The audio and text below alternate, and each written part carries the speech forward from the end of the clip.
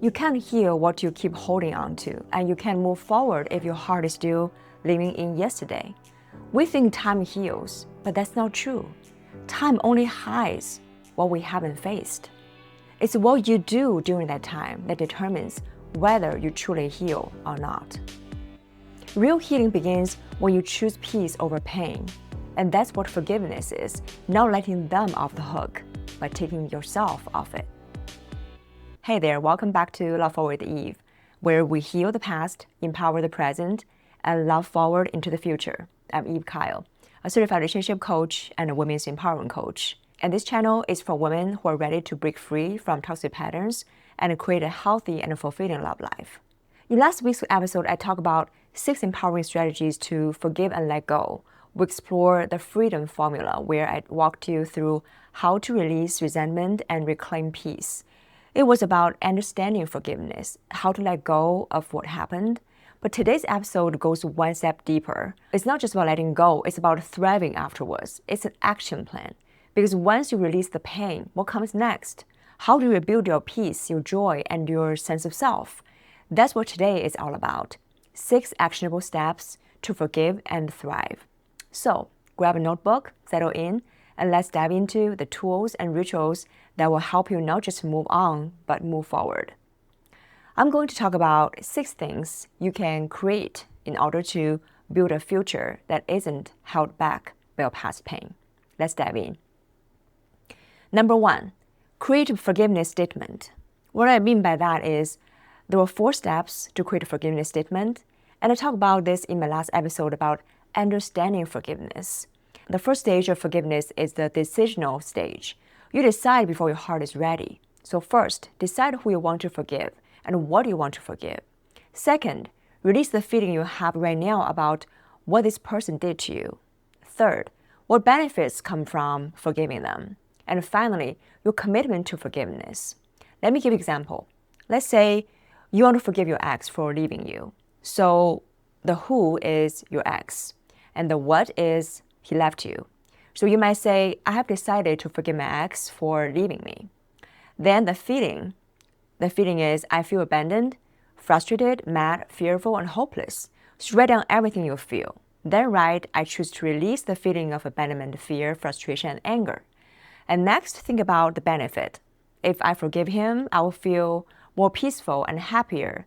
I might have a future filled with more joy and freedom. And then finally, end with a commitment statement. I commit myself to forgiving him and accepting the peace and joy that forgiveness brings. So the whole forgiveness statement sounds like this. I have decided to forgive my ex for leaving me. I choose to release the feeling of abandonment, fear, frustration, and anger. And if I forgive him, I'll feel more peaceful and happier. I might have a future filled with more joy and freedom. I commit myself to forgiving him and accepting the peace and joy that forgiveness brings. Again, the 4 steps for the forgiveness statement are decide who and what to forgive, choose to release the feelings, list the benefits, and make a commitment to forgive. That's the first thing to create. Number 2, create your beliefs about forgiveness. We all carry certain beliefs about forgiveness, and often those beliefs determine whether or not we allow ourselves to move forward. I often hear people say things like this: I will never forgive them. Or, they need to apologize first. Or, they don't deserve to be forgiven. These are beliefs, and beliefs shape our actions. So let's unpack and reframe some of the most common limiting beliefs about forgiveness. Belief number 1, they don't deserve to be forgiven. We hear this a lot, but you can frame it as, I forgive them whether they deserve it or not. Because forgiveness is for me, not for them. I deserve peace and a future free of past pain. Belief number 2, they ruined my life. How can I forgive them? Reframe this as, I take responsibility for my own life, and I'm capable of rebuilding it. Whatever belief you have, remind yourself that you hold the power to reframe it. Belief number 3, they have to apologize first. Here's one of my favorite quotes. Forgiveness means accepting an apology you may never receive. So tell yourself, I don't need their apology as a closure. I create from within. You can imagine that apology being offered even if it never will be, because your spiritual growth doesn't depend on someone else's words. Belief number 4. They did it on purpose. They're just bad people. When you think that, remember this. Everyone is doing the best they can with the knowledge and awareness they have at the moment. Yes, some people are deeply wounded. Instead of holding a grudge, recognize that some people act from their own pain. It's not about excusing them, it's about releasing yourself. So try this new belief. Their behavior comes from their wounds. I choose compassion over resentment. Belief number 5. They caused me so much pain, I can't forgive them. And reframe this one as the pain they caused me is a reflection of their own suffering, and I choose to grow beyond it. Belief number 6. Only weak people forgive. Actually, forgiveness takes tremendous courage and strength.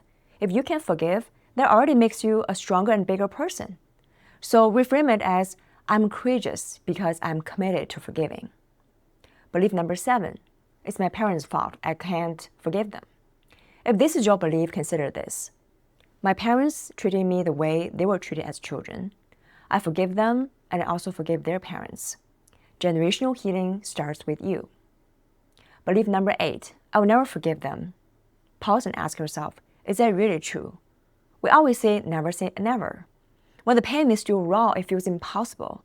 But healing makes the impossible possible. So say this instead. Everything's possible. I give myself permission to let go. Belief number 9. What they did is unforgivable. Some trauma is so impossible to forgive, but remind yourself this is a new moment. Today is a new day. I choose freedom over reliving the past. Because if you keep repeating the same story, you'll stay stuck in it. To create a new future, you have to release what no longer serves you. Whatever energy you give to the universe, love, peace, or pain, that's what you receive back. If your heart is filled with resentment, there's less room for love. Instead, fill your heart with compassion, gratitude, and the peace comes from letting go. Number 3, create your own mantra. One time I posted something in our Heal, Empower, Love group, and I was asking, what has helped you the most when it comes to forgiveness? And one person shared a mantra which I really loved. It's simple but powerful. It's let go, let God. And she said it worked every single time. Every time she's triggered, she whispered those words, and it brought her instant peace. What matters is trust. Let go and trust. Create a mantra that speaks to you. Another mantra I love is, I'm the forgiver and I'm the forgiven.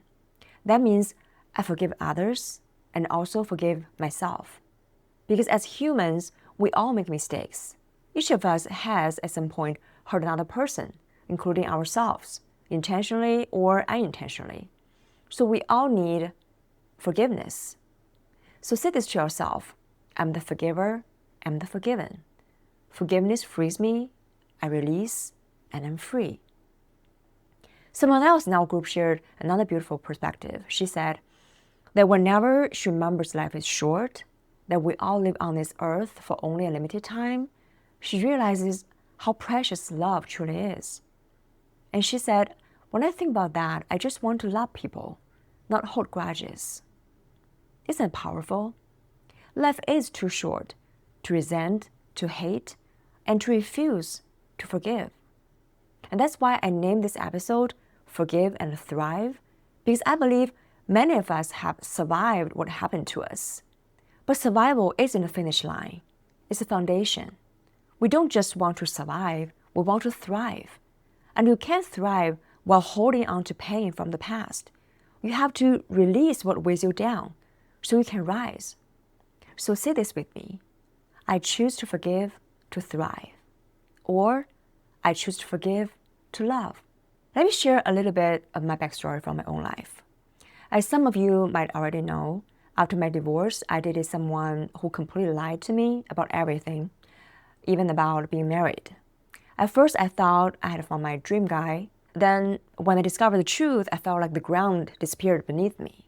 I felt played and humiliated. Growing up, my mom's side of the family didn't value girls. They often teased me about like my hair, my clothes, my voice, everything, to make me feel stupid and not enough. So I grew up constantly trying to prove that I was smart enough. I worked hard, chased good grades, and built a career. All of that to prove I was capable and valuable. So when this guy deceived me, lied to me about everything, it cut right to the deepest wound. It made me feel stupid. I felt like an idiot. Exactly what I had feared most. That humiliation haunted me. Even after I moved on, I got married and had my first child. One night, he appeared in my dream, actually twice in 1 week. And I woke up asking myself, why is he still on my mind? And that's when I realized something powerful. I hadn't truly forgiven him. I thought I had, but part of me was still holding on to anger, betrayal, and humiliation. And that unhealed piece was still taking up space in my heart, keeping me from feeling fully free. And I realized if I didn't forgive him, he would still leave my head uninvited, even in my dreams. So I made a choice to forgive, not for him, but for myself. And here's what I told myself. He actually did me a favor, because if I had stayed with him, I would have lived in constant anxiety, never knowing what was real. He showed me exactly what I didn't want. And that clarity became one of my greatest blessings. Forgiving him gave me my peace back. It didn't mean what he did was okay. It meant I decided to stop letting that define me. When you let go, you open your heart to new joy, new love, and new beginnings. And that's why forgiveness is freedom. Number 4, create a loving kindness meditation script for yourself. This one is one of my favorites. It's about writing words that calm your soul and bring you back to peace. Start each sentence with may I. Here's an example. May I be happy. May I be peaceful. May I be free from suffering. May I be filled with loving kindness. May I be safe from inner and outer harm. May I be well in body and mind. Write your own version that touches your heart deeply. Maybe it's, may I trust again. May I believe in love again. May I release what no longer serves me. Repeat it whenever you need grounding. When you are triggered, when you are joyful, when you are simply breathing in stillness. You can even repeat it in beautiful moments to reinforce peace, gratitude, and calm. Because loving kindness isn't just for moments of pain. It's for every moment of living. Number 5, create a past and present list. This is a powerful journaling exercise. Take a piece of paper and divide it into 2 sections, past and present. On the past side, write everything this person did that hurt you, big or small, list it all. Because when pain stays unorganized in our minds, it feels overwhelming, like all the memories blur together into one huge wave. But when you write them down, you begin to take back control. Then look through your list and start small. Circle 1 or 2 things that you feel ready to forgive first, even partially. Cross them off the list as you release them. And each time you do, the weight on your chest will feel lighter. On the present side, write down your strengths. Because when someone hurts us, especially in abusive or toxic relationships, we forget who we are. We internalize their words and start believing their version of us instead of the truth. So listing your strengths reminds you who you truly are. Write down every good quality, every talent, and every moment of resilience. Then list your blessings, everything you have today, despite the pain you went through. Those blessings might even include the lessons that person taught you. Here's the truth. The person who hurt you the most often becomes your greatest teacher. If you can acknowledge that lesson, even just a little, you begin to open the door to forgiveness. And even if you are not ready to forgive fully, say to yourself, because I have learned something valuable from this experience, I'm open to the possibility of forgiveness. Forgiveness isn't about rushing, it's about readiness. Go at your own pace. When you forgive, you're not giving them a gift, you're giving yourself one. You're freeing yourself to live with more lightness, peace, and joy. Number 6, create a ritual to let go. This one is incredibly powerful. A ritual gives energy direction. It turns intention into action. The most popular one and one of the most effective is writing a forgiveness letter. You can write one to yourself or to someone else.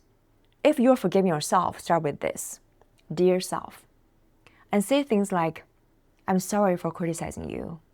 I'm sorry for thinking you were worthless. I'm sorry for believing you weren't good enough. I'm sorry for believing the lies other people told you. I'm sorry for doubting you and holding you back from your dreams. Write everything you need to release. Then close with, please forgive me. Look at yourself in the mirror and say it out loud, I forgive you. It's powerful. That moment of compassion toward yourself begins deep healing. If you're forgiving someone else, begin your letter by stating your intent, just like the forgiveness statement. For example, I want to forgive their name for what happened. Then list your feelings, the pain, the anger, the sadness. Then give those emotions a voice. Don't hold back or censor yourself. Write it out down. Then describe the impact, how it affects your life, your confidence, your peace. After that, write down what forgiving them would bring to you, the positive impact, the release, the peace you would gain. Then say, I choose to forgive. And finally, hand over the accountability to a higher power, whatever that meant to you, God, the universe, source, life. Say something like this: I trust that justice and balance will unfold in the right time. Next, acknowledge this person's humanness and brokenness, because we all know the truth. Hurt people hurt people. The pain they caused you was born from the pain they never healed in themselves. Their wound was there long before you ever met them. That doesn't excuse what they did, but explain why holding on only hurts you. So instead of a curse, offer a prayer. It could be as simple as, I pray for your healing. I pray that one day you'll be free from your own suffering. And after you finish, sign and date your letter. Now, choose a ritual that symbolizes release. You can burn it and watch the smoke rise. You can bury it under a tree. You can fold it into a paper boat and let it drift away in the river or lake. You can even dissolve it in water and watch the ink fade away. Whatever speaks to you, let it represent letting go. Remember, this isn't a one-time act. You may need to repeat this many times, and that's okay. Each time when you do that, you'll feel a little lighter, a little freer. Forgiveness is a process. Meet yourself where you are and go gently. Forgiveness takes time, courage, and intention. Don't force it, don't rush it. Just keep an open heart. Tell yourself, never say never, because healing is always possible. Remember, everyone is doing the best they can with their own awareness and experiences. And we all share this brief time on earth, limited, imperfect, and precious. Let's learn the lesson, take the wisdom, and move forward with grace.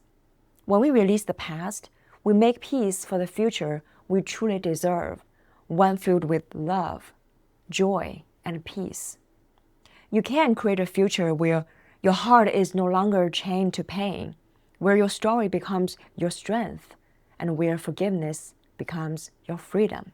Now let's recap the 6 things to create for forgiveness. Number 1, create forgiveness statement. Identify who, what, how you feel, benefits of forgiveness, and make commitment. Number 2, create new beliefs about forgiveness. Reframe limiting beliefs like they don't deserve it or they have to apologize first. Number 3, create your own mantra. Short, powerful reminders like let go, let God, or I'm the forgiver and the forgiven. Number 4, create a loving kindness meditation script. Repeat phrases like may I be peaceful, may I be free, may I be happy. Number 5, create a past and present list. Write what hurt you in the past and list your strengths and blessings in the present. Number 6, create a ritual to let go. Write letters, perform a symbolic release, and repeat as needed. I hope this helps you open your heart a little bit and release what no longer serves you. If this message touched your heart, please take a moment to like this video and share in the comments what resonated with you the most. Which step spoke to you? What you plan to do, or what shifted for you in this video? Your words might be exactly what another woman needs to hear. Forgiveness isn't just about letting go. It's about becoming again, becoming lighter, freer, and more peaceful. It's about learning to look at the past and no longer feel pain, because peace has taken its place. If you missed last week's episode, Forgive and Let Go, the freedom formula, I'll link in the description below. And watch that if you're still struggling to release the pain. And make sure to subscribe and join our Love Forward community for more conversations about healing and empowerment. Until next time, I'm Eve, and this is Love Forward. See you next episode.